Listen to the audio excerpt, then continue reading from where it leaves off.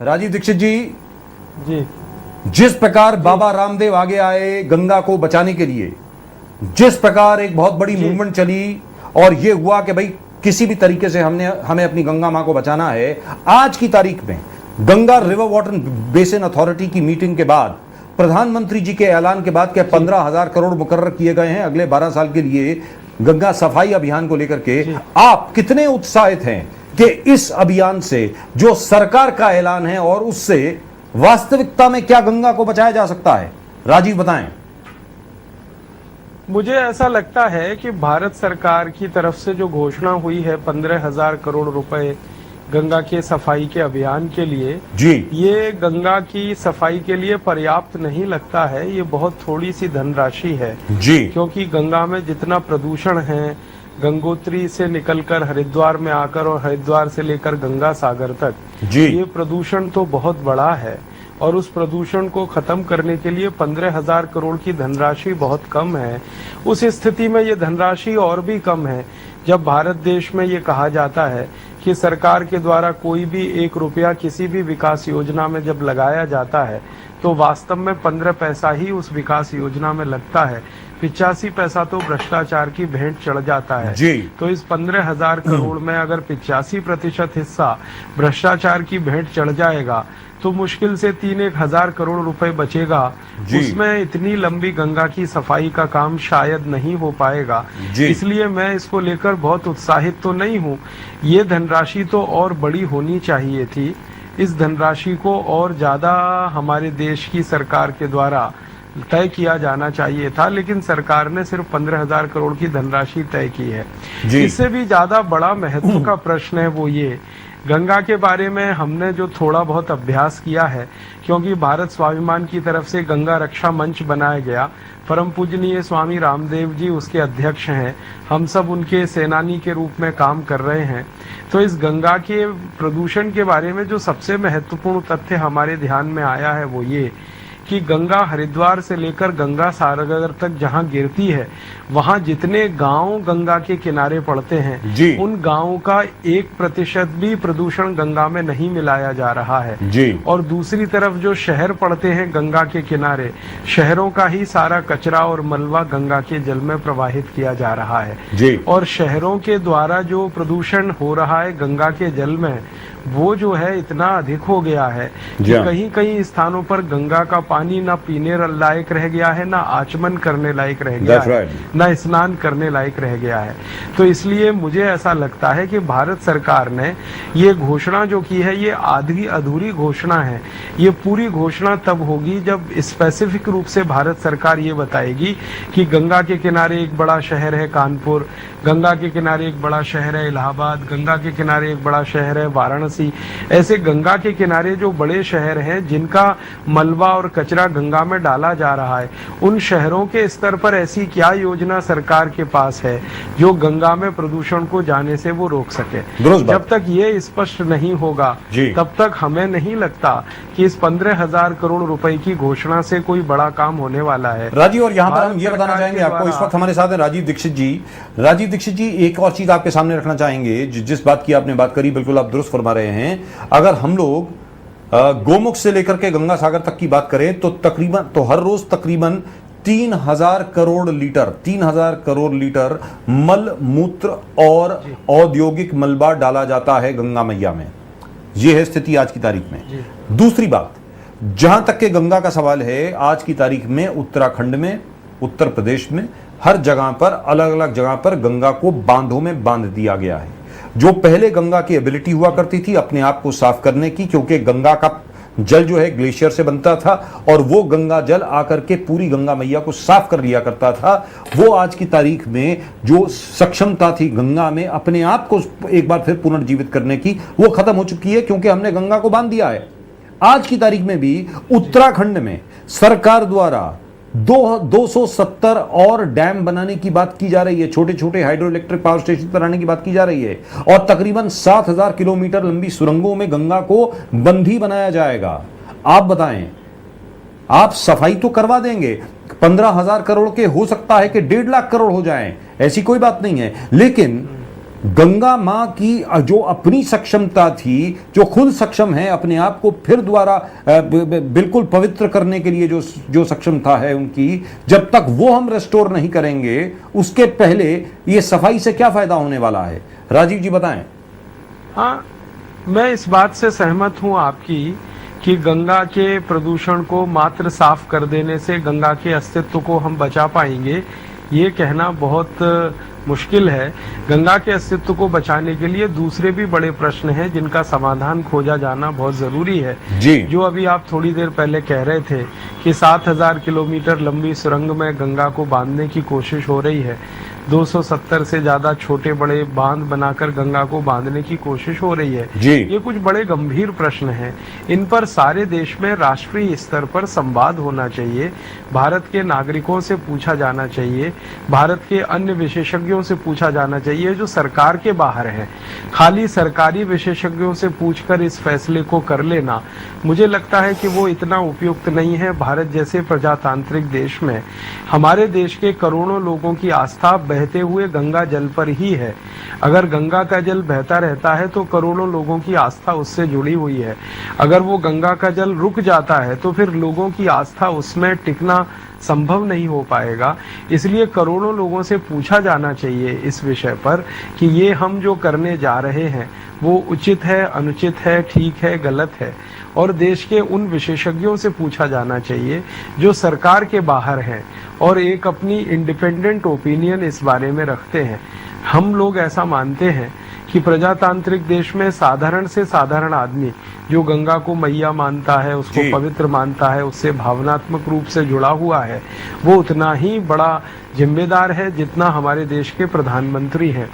तो खाली प्रधानमंत्री के स्तर पर उनके सहयोगियों के द्वारा कोई योजना बन जाए या मुख्यमंत्री के स्तर पर उनके सहयोगियों के द्वारा कोई घोषणा कर दी जाए, वो पूरी नहीं है। इस प्रजातंत्र में करोड़ों करोड़ों लोगों से पूछा जाना चाहिए। हमें ऐसा लगता है कि आपके टीवी चैनल के माध्यम से आप एक चाहें तो ये काम कर सकते हैं कि ओपिनियन पोल कराया जाए पूरे देश में और उस ओपिनियन पोल में लोगों से सीधे सीधे ये प्रश्न पूछ लिया जाए, तो शायद इसका बहुत उचित उत्तर भारत के करोड़ों लोग तो दे ही देंगे। जी, यहाँ पर राजीव दीक्षित जी, मैं आपके सामने ये बात रखना चाहता हूँ। पिछले तकरीबन 6 महीने से हम ये अभियान चला रहे हैं और जो हमारे पास SMS आए हैं पूरे देश से, भले यहाँ तक कि वो केरल हो, तमिलनाडु हो, तमिलनाडु से चलिए इतने नहीं आए हैं, केरल हो, कर्नाटक हो, आंध्र प्रदेश हो, महाराष्ट्र हो, यहाँ तक कि मध्य प्रदेश और उत्तर प्रदेश तो है ही, साथ में राजस्थान, गुजरात, पंजाब, हर जगह से सबने यही कहा है कि गंगा मां की धारा एक बार फिर अविरल होनी चाहिए, निर्मल होनी चाहिए, ताकि वो फिर पवित्र बन सके। और इसके लिए लोग सब कुछ करने को तैयार हैं, अपने आप को कुर्बान तक करने को तैयार हैं। यहां तक कि सब लोगों ने ये तक कहा है कि अगर बाबा रामदेव इसका नेतृत्व करते हैं, अगर आज वो हुक्म देते हैं, अगर आज वो एक इशारा भी करते हैं कि बांधों में जिस प्रकार आजीवन कारावास की सजा हम लोगों ने दे दी है गंगा को, उससे छुड़ाने के लिए लोग कुछ भी करने को तैयार हैं। लाखों की तादाद में लोगों ने लिखा है और ये कहा है कि लोग इस पर सड़क पर कब उतरने वाले हैं, इसके ऊपर कब होगा उग्र आंदोलन। राम जन्मभूमि आंदोलन तो हुआ, लेकिन गंगा बचाओ आंदोलन कब उतरेगा सड़क पर? राजीव दीक्षित जी, इसके बारे में जरा रोशनी डालें, बताएं। उसकी थोड़ी शुरुआत तो हो गई है। हमारे भारत स्वाभिमान के हजारों कार्यकर्ताओं ने एक प्रतीकात्मक शुरुआत तो कर दी है। उस शुरुआत के पहले चरण के रूप में सारे देश में ये अभियान चलाया गया था कि गंगा को राष्ट्रीय धरोहर घोषित किया जाए और भारत सरकार पर इसके लिए दबाव बनाने का हम लोगों ने काम किया था भारत स्वाभिमान और गंगा रक्षा मंच की तरफ से। और उस अभियान में थोड़े हम सफल भी हुए। जब प्रधानमंत्री के साथ स्वामी रामदेव जी का संवाद हुआ और परम पूजनीय स्वामी जी ने प्रधानमंत्री के सामने जब ये बात रखी तो प्रधानमंत्री ने उसको सहर्ष रूप से स्वीकार किया, क्योंकि लाखों लोगों का दबाव इस बात के लिए उनके ऊपर था। तो इस अभियान के पहले चरण के रूप में हम ये कह सकते हैं कि एक आंशिक सफलता मिली कि गंगा को सरकार ने राष्ट्रीय धरोहर परम पूजनीय स्वामी जी के कहने पर और लाखों भारत स्वाभिमान के कार्यकर्ताओं के दबाव में घोषित कर दिया। अब इसके दूसरे चरण के रूप में हम लोगों ने एक शुरुआत की है, वो ये कि जहाँ जहाँ हमारे कार्यकर्ता हैं और गंगा के किनारे के गाँव में या शहरों में रहते हैं, वो अपने स्तर पर गंगा की सफाई का काम काम खुद करेंगे, सरकार करे बहुत अच्छा है, लेकिन हम मानते हैं कि गंगा नदी हमारी भी है, खाली भारत सरकार की या उत्तराखंड सरकार की नहीं है। तो हमारा भी कर्तव्य है, तो हम भी उसकी सफाई में उतर पड़े हैं। अभी थोड़े दिन पहले हरिद्वार में हर की पौड़ी पर हमारे हजारों भारत स्वाभिमान के कार्यकर्ताओं ने गंगा की सफाई के काम में अपना समय लगाया। मैं भी उनमें से एक था।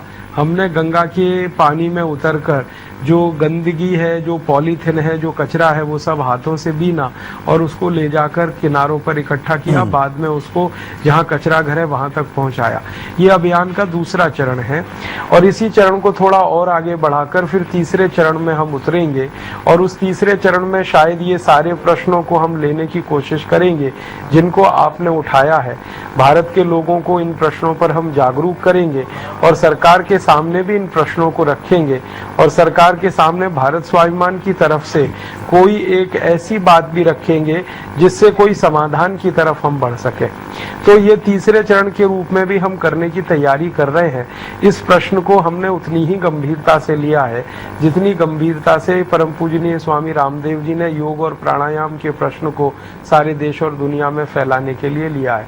तो इस प्रश्न पर हम काफी गंभीर हैं और सारे देश में भारत स्वाभिमान के लाखों कार्यकर्ता इस पर उतर पड़ने के लिए तैयार हैं। Right, absolutely wonderful. Now, one final word from you, Rajiv, as far as you are concerned. चलिए, जिस चीज़ के बारे में आप बात कर रहे हैं, जिस चीज़ के बारे में हम बात कर रहे हैं, सब लोग एक ही बात कर रहे हैं। ऐसा तो नहीं है कि सरकार को इसकी अवेयरनेस नहीं है, ऐसा तो नहीं है कि सरकार में विशेषज्ञ नहीं बैठे हैं, ऐसा तो नहीं है कि सरकार में जितने भी लोग हैं उनको इसके बारे में पता नहीं है कि आखिरकार जो नई क्लाइमेट चेंज की जो रिपोर्ट आई है यूनाइटेड नेशंस की, एक तो पिछले हफ्ते ही रिलीज हुई है और एक 2 साल पहले रिलीज हुई थी और एक 6 महीने पहले जो रिलीज हुई, हर एक ने यही कहा है कि अगर गंगा को नहीं बचाया गया तो बहुत ही जल्द का मतलब है अगले 6 साल में कई जगह पर कई पैचेस ऐसे हैं जहां पर गंगा विल डिसअपियर, गंगा लुप्त हो जाएगी। नंबर 1। नंबर 2, वो जमीन मरुस्थल बन जाएगी, बंजर बन जाएगी और रेगिस्तान बन जाएगा उत्तर भारत वहां पर। ऐसा तो नहीं कि सरकार इस चीज के बारे में अवेयर नहीं है। आखिरकार आपके मुताबिक जो भी आपका इंटरेक्शन हुआ है, बाबा रामदेव के साथ आप एसोसिएटेड हैं, आप बताएं आखिरकार सरकार इन सब चीजों को, इन सब तथ्यों को क्यों नजरअंदाज कर रही है? जंगल, गंगा जल और नदियों के अभाव में पूरा उत्तर भारत रेगिस्तान बन जाएगा और ये अभी होने वाला है। ये कोई 100 साल के बाद की बात नहीं है, ये अगले 5 साल में, 10 साल में, 15 साल में, 20 साल में होने वाला है। राजीव दीक्षित बताएं।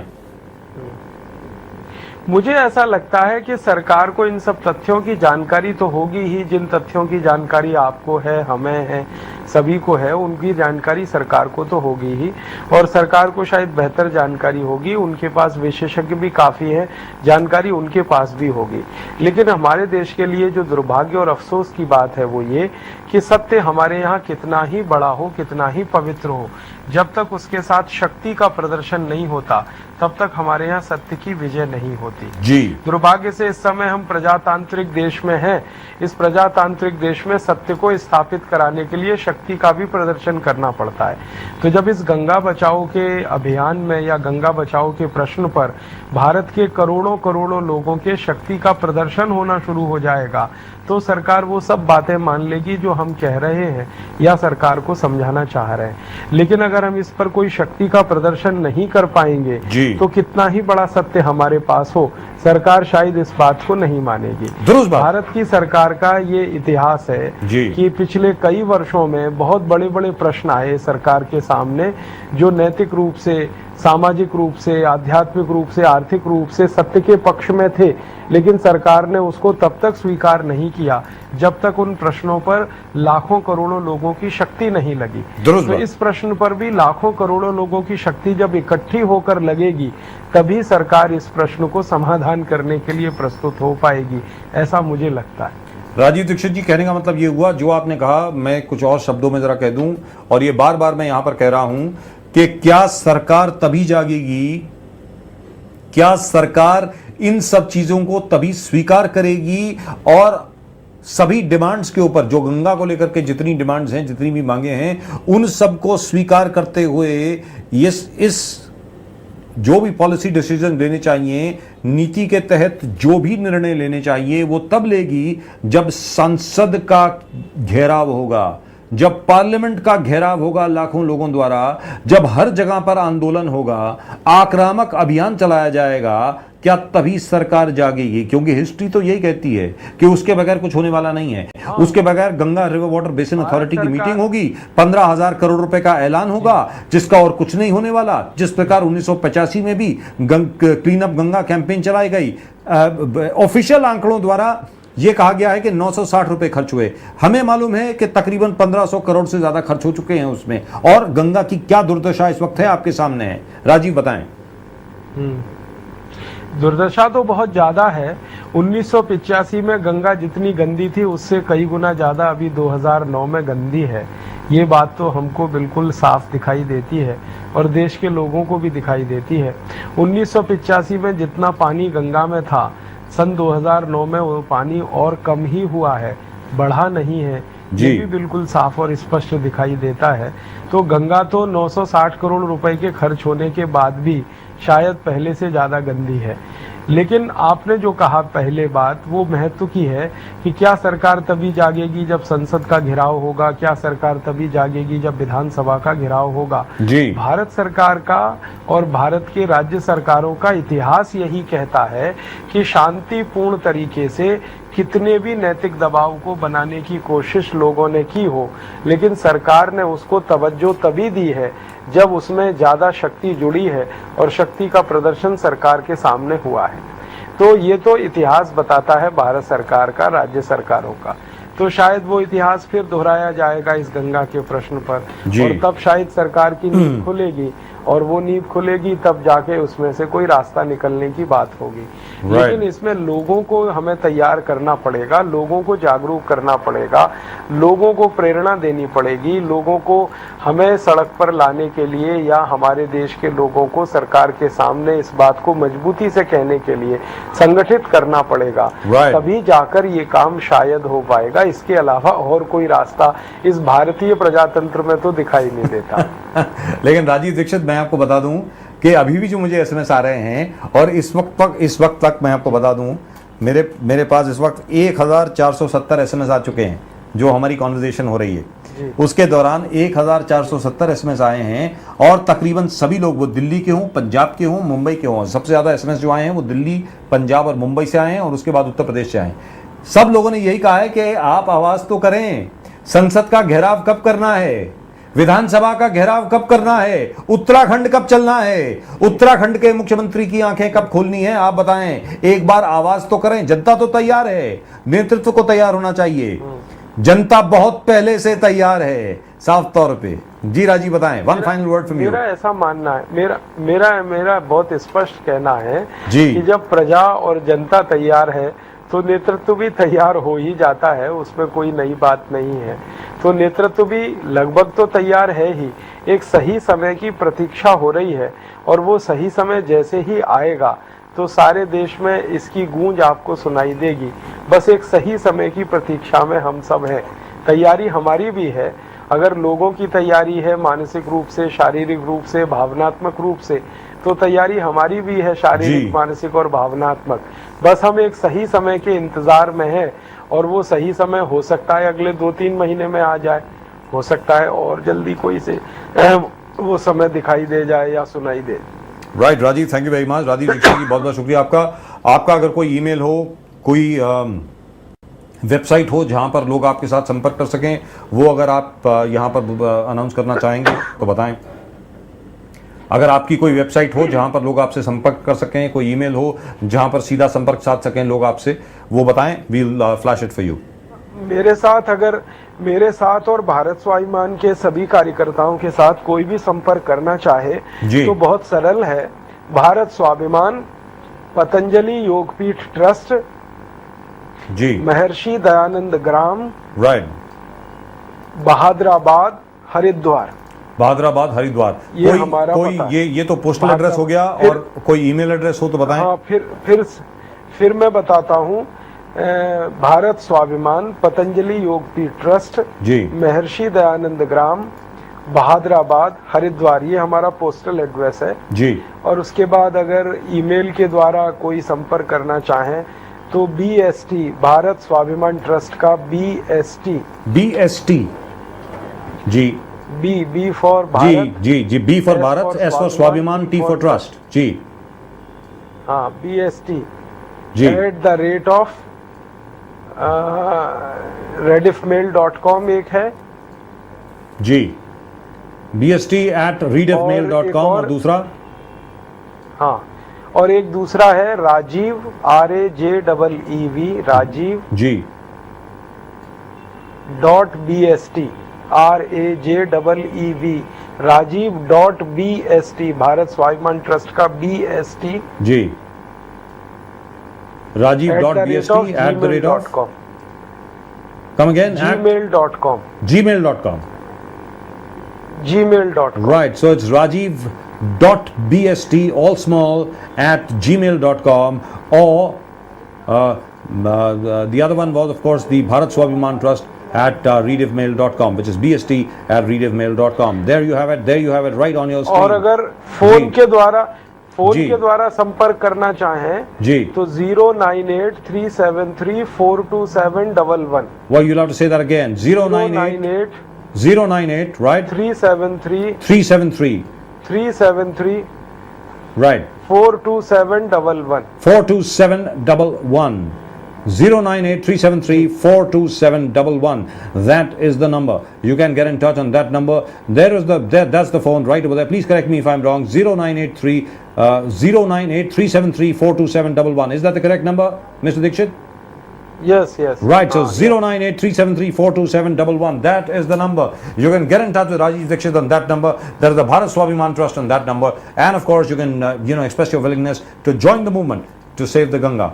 Right, Rajiv, thank you very much for joining us. And we must do this again. And we must see to it that we must save the mighty Ganga. We have to save the Mother Ganga, come what may. Rajiv Dixit, thank you very much for coming to our studio.